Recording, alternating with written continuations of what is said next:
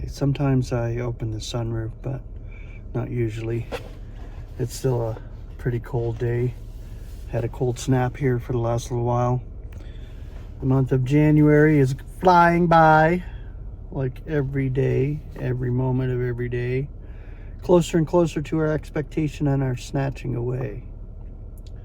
So I'm going to share another reading here. The next chapter, Manifesting the Secret of Christ. Based on Colossians chapter 4, verses 2 through 6.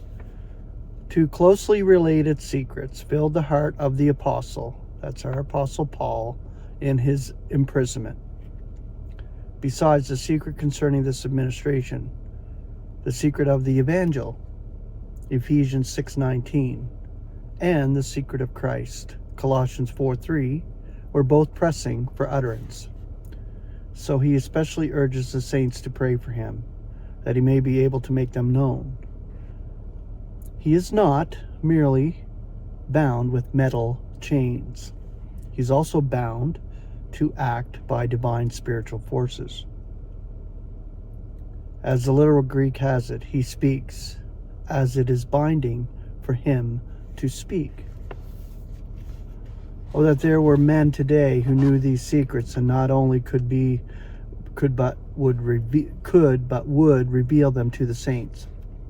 Oh, that all believers would unite in these prayers, no longer for the Apostle Paul, but for pastors and teachers and evangelists everywhere. Is it not all true?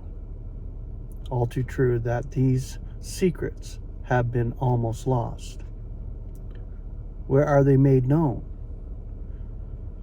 And do we not see the wisdom of God in this that Paul is urging believers to pray for him? Has left a permanent exhortation, a prayer, which we all should pray, and which should awaken in our hearts a desire to enjoy these precious secrets ourselves and to make them known to others. And this is what the aim of this channel is, to make the secrets known, the secrets of our calling and expectation among the celestials, focusing on that which is above. And these truths, these precious truths in Ephesians and Colossians are expressed, Lord willing, in this channel. What other truths in God's words are so burdened with prayer for their utterance? Does this not intimate that these truths are as desirable as rare? And rare we are, members of the body of Christ, very rare in this earth, true members.